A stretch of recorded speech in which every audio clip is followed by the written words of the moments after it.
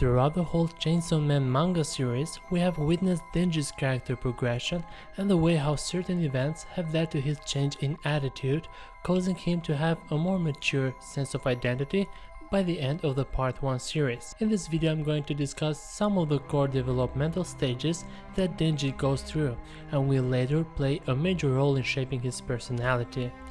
This video is going to have major spoiler material, so be aware of that if you have not yet read the manga series. So the story begins with Denji being a very deprived kid, not only lacking basic human needs like food and water, but also having a bad health condition and being devoid of feeling a sense of love and belonging. The only ray of hope and meaning in his life was the relationship with his devil dog called Pochita, who enjoyed Denji's company and was also helping Denji getting through the lifelong debt that was left from his deceased father.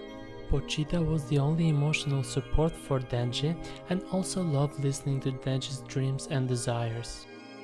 Until a certain point in the story, Pochita would be the only one that Denji cared about.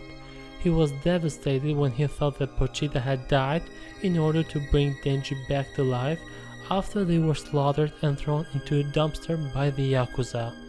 But later Denji was reassured by Makima that Pochita was still alive and had become a replacement of Denji's heart, merging together to become the Chainsaw Man. At the outset of working at the public safety department, Denji shows a very carefree and unthoughtful behavior, doing everything that Makima told him to do in exchange of getting the life that he had been dreaming of, like having tasty meals, living in a comfortable place, and even But from the start of the encounter with Makima, Denji forms an overdependence on her that might seem as just simply a guy who has a crush for the first time, but we find out later how Makima will use this relationship to bring Denji to his knees. As I mentioned before, until this point, Denji's most genuine relation was with Pochita, and we see that when he shows a lack of emotional response to the death of Himeno, his work associate. He felt no emotional pain whatsoever, even though he had spent quite a time with her, and she was also the first girl to give Denji his first kiss. All Denji could do is feel sympathy for Aki, who was Himeno's long-time work partner. But even though Denji doesn't have the most introspective temperament, for a little bit he was questioning himself. Why wasn't he feeling sorrow or grief, thinking that he might have lost his humanity when Pochita became his heart? Or maybe because he simply didn't know Himeno that well. And even if Aki or Power would die, he wouldn't be sad, even if Makima died. Well, he said he would be depressed for 3 days, but we all can figure it out why he would think that. But is it because he really didn't know them that well? Or maybe there are elements of repression lurking in Denji's psyche, or maybe both. This concern will be cleared out of Denji's head by Makima, telling him that he hasn't lost his humanity, cause she can hear his heartbeat. And that was all Denji needed to hear to forget all about it, showing the gravity of control that Makima had reinforced in him. Later in the story, Denji forms another quick but rather healthier relationship, well, until a certain point. This relationship is different from the one with Makima, where she employs total control and emotional domination. With Reze, Denji experiences what it's like to be connected and to relate to another person.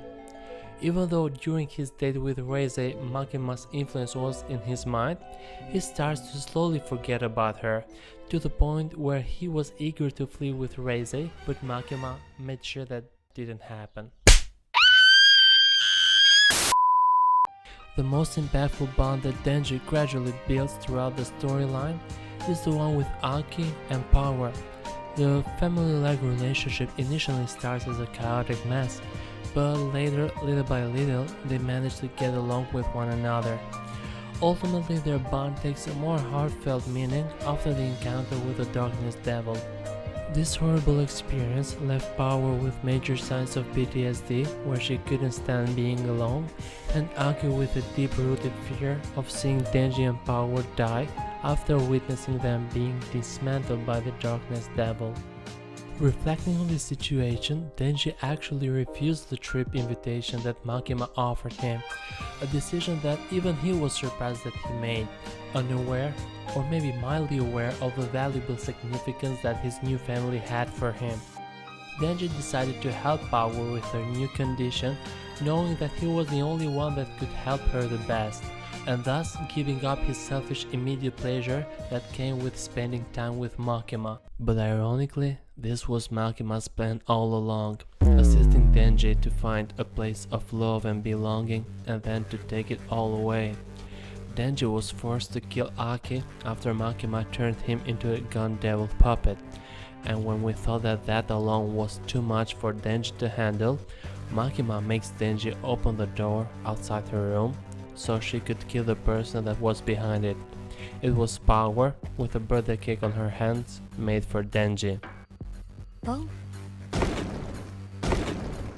At this point, Denji was unable to process all of this, and he even asked Makima if this was all a dream, being in a state of utter shock.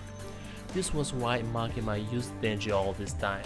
Him losing control to bring back the original Chainsaw Devil that was inside him was what she was interested in all this time, and for that Denji had to be exploited and made feel guilty for his actions. What would bring Denji back into his senses would be a part of Power's blood that was inside him, reminding him that they could still meet together if Denji finds the Blood Devil and turns it into Power. The thought that he could still see Power knocked him back from his lethargic state. He put himself to avoid the feeling of pain and denial, and thus giving him this time a clear view how his actions led to him being in that situation, gaining insight to the part of his character that let other people use him and making it easier on himself of not making his own decisions.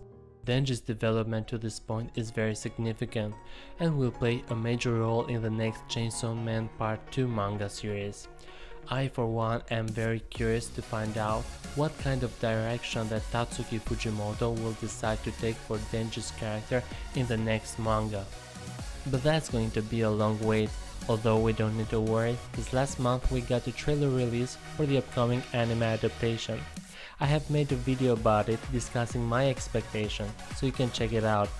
If you stayed until this video, I want to thank you for your attention, and make sure to give a like if you enjoyed this video and subscribe for more similar content, as I will get into other manga and anime series. Thanks for watching, and I will see you next time.